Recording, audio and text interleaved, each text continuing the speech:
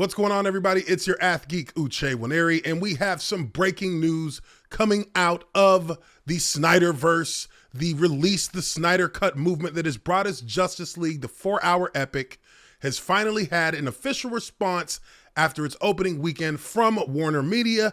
We're going to take a look at this article. There's going to be some very, very big news and big takes from this article from Variety. We're going to look at it. So essentially, this Variety article came out today, and this has provided somewhat of a response to the entire situation with the Snyder Cut, with the possibility of the Snyderverse. And also, we'll be looking at some official proclamations in regard to the Ayer Cut. But I definitely wanted to take a look at what Ann Sarnoff, the CEO of Warner Media Studios, had to say in regards to what they're seeing initially from the Snyder Cut, with the excitement that it's been built up over the past month with this, just over the top hype from Zack Snyder himself doing the promotions for the movie and providing a tidal wave of support online. Let's take a look at this article. It starts off here.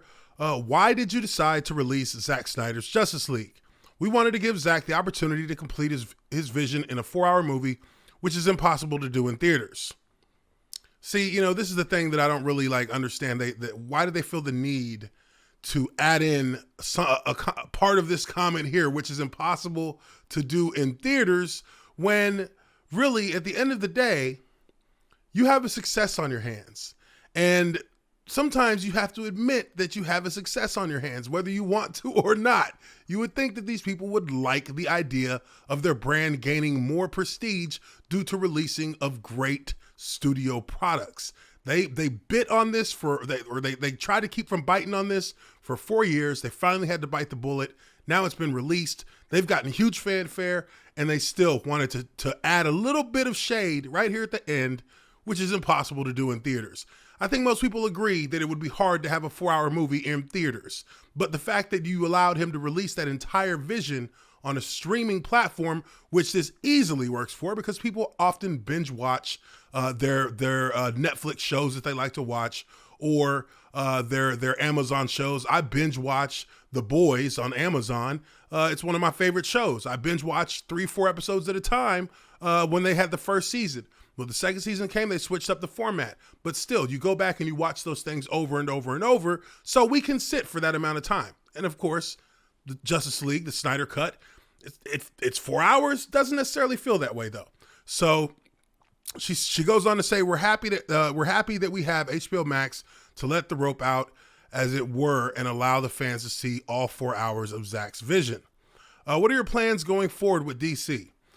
We've got an incredible group of creators, television series creators, Max series creators, feature film creators, who are basically broadening the base of the talent that we work with on DC, because we're so excited about the potential to build out our DC universe, or DC multiverse.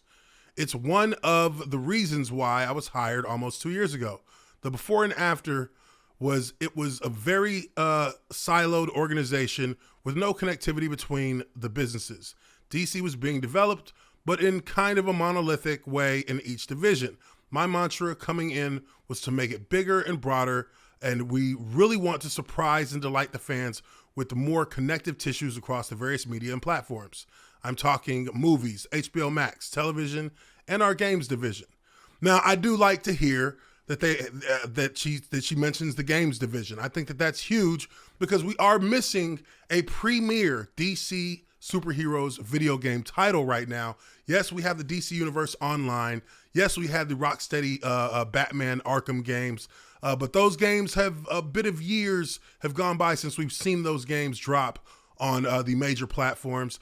And we do have a new live services game coming next, I believe next year, with the Batman universe as it stands. But I would like to see some more game content for sure coming from Warner in regards to these DC properties. Says the Snyder Cut came about because of a fan campaign online. Do you feel like you need to strike a balance between being responsive to fans and charting your own course as a company? How responsive do you believe DC should be? We're always going to listen to our fans, but we are in service of the broadest fan base, and we owe them an integrated, holistic strategy. We are the shepherds of the franchise, and hopefully, when the fans see what we've got in store, they'll know that DC is in good hands across many different platforms with many different creators. We want different voices in the mix. For certain fans that want singular voices, they may be disappointed. But we would ask them to be patient and see what we've got in store, because perhaps the newer voices in the mix will have just as compelling stories to tell. On balance, you of course want to listen to the fans, but we do want to stay true to our vision and our mission for DC and build that out. I mean, that's a pretty cookie cutter response. I mean, there's truths in all of this, right? I mean, you have a business model that you want to try and follow up on. But we've seen how they've reacted with their business model over the past 5 years. It's been fumbled around a lot. They haven't been able to follow any vision that they actually set for themselves. When they started this entire idea of a DC universe off, it was built around the perception that this would be a director-driven enterprise, a director-driven campaign to have each director create their own iterations of characters. Now, it seemed to me like at the first sign of concern or divisiveness in the returns on these movies, they decided to just go different directions in every which way. But most notably, they wanted to copy the MCU design. Well, the Justice League of 2017 was the MCU design. And as they admitted themselves, it was shit. So now you've seen a response. Now, I would think it would be about, supply and demand here. If there's a demand for a product such as the Snyderverse, for them to continue the story that Zack Snyder laid out, for them to release the David Ayer's version of Suicide Squad, the Ayer Cut, if there's demand for that, why not try to meet that demand, if for nothing else than to create good rapport and goodwill with your fan base?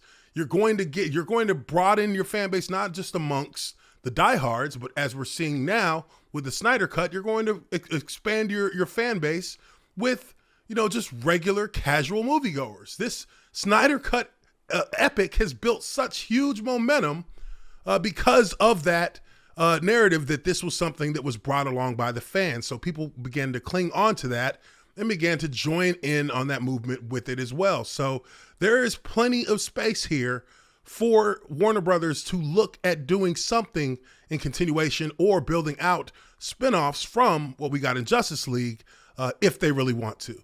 I mean, there really is a space for it in their streaming network at the very least. So, I mean, it's obviously the kind of positive talk that you would expect a CEO to give. But I mean, there needs to be a little bit of a broadening of perspective in order to really understand what they can benefit from by continuing on with something like the Snyderverse. We have weekly meetings with our key execs in every division. Last August, I was made head of studios and networks, and I now have all of the creative groups underneath me. So now around that table, it's not just Warner Brothers Film, Warner Brothers Television, and Warner Brothers Games, but it includes HBO, HBO Max, Turner Networks, Adult Swim, and the kids and family networks. We're all involving all of those people in our plans going forward, and that means the media is going to be more connected, sometimes in subtle ways and sometimes in more overt ways. Like opposite the Suicide Squad, we're spinning out Peacemaker, with James Gunn and John Cena passionately developing that for HBO Max. It's my job to make sure we super serve our fans across all demos and all fan bases. Again, this is stuff that, I would think that when you have a situation like the Suicide Squad, of course, there's going to be a spinoff off of that. You would expect to have a spinoff character somewhere off of that property, because you have such an assortment of different characters.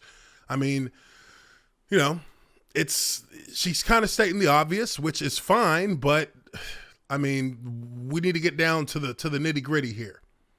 We need to get down to the nitty gritty. And oh Lord, here we go. I see that word. There's also been a toxic side to the fandom, which reports that critics and some of your executives have received threats for not endorsing the Snyder Cut or being involved or for being perceived as standing in the way of its release. What's your reaction to that behavior? We're not tolerating any of that. That behavior is reprehensible. Not no matter what franchise you're talking about or what business you're talking about. It's completely unacceptable. I'm very disappointed in the fans that have chosen to go that negative place with regard to DC, with regard to some of our executives. It's just disappointing because we want this to be a safe place to be. We want DC to be a fandom, and a fandom that feels safe and inclusive. We want people to be able to speak up for things they love, but we don't want it to be a culture or a culture of canceling things that any small faction isn't happy with. We are not about that. We're about positivity and celebration. Okay, so of course, that's a pretty par for course denunciation of the perceived toxic fans that they speak of. But the funny thing to me is that you say here, I mean, she says here herself that we want people to be able to speak up for the things they love, which means speaking up in favor and in support of what they would like to see, right? I mean, that's exactly what she's just double talked and said. That was double talk right there. The people who are speaking up about wanting to have things like the Ayer Cut are people who love, who have love for the vision that those directors, that director, along with Zack Snyder, have had for their films. Like, this is exactly what you want from the community, for them to speak up and tell you what they want. Well, the community is speaking up and telling you what they want. So there you have it. We all get it. You don't want to be negative about these things. Sure, we all get that. But when you speak up and when you speak loudly, when you speak respectfully, then you should pay attention to that. And that's what's happened, for the vast majority of people in the Snyder Cut movement. Yes, there's going to be some negative. There's negative in every fandom. There's always a small dabble of negative that seems to cancel out a bigger portion of the positive. But got to keep things in perspective here. When there's a demand, there's a demand. You can't ignore that. The campaign for release of Snyder Cut has moved into a new phase. It's now Restore the Snyderverse. What's your reaction to this new campaign? I appreciate the love.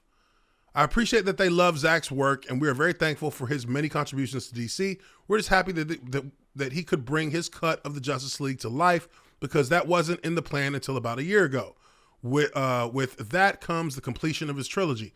We're very happy we've done this, but we're very excited about the plans we have for all the multi-dimensional DC characters that are being developed right now. Will there be more of these director's cuts? Will we see David Ayer's cut of Suicide Squad? We won't be developing David Ayer's cut.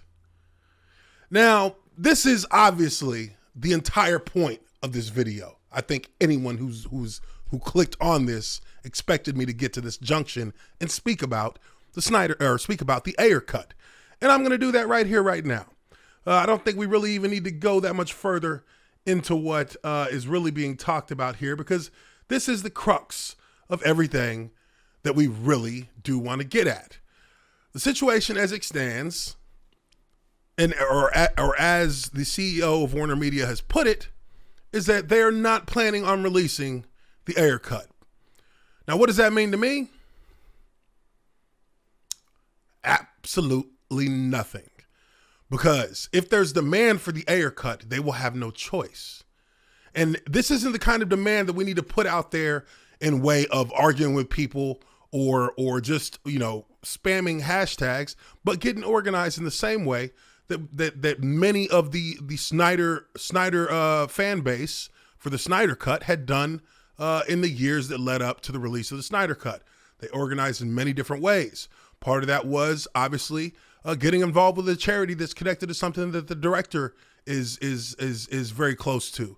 So maybe let's find out what David Ayer would prefer as far as a charity to link to his fans, so that we can take a look and start creating campaigns to donate to that. Because what it boils down to ultimately is that if there is a demand and if there is a tidal wave of genuine, a genuine desire to have this film, then the numbers will show that to Warner Brothers. The numbers will show that to them, and then they'll have a choice to make.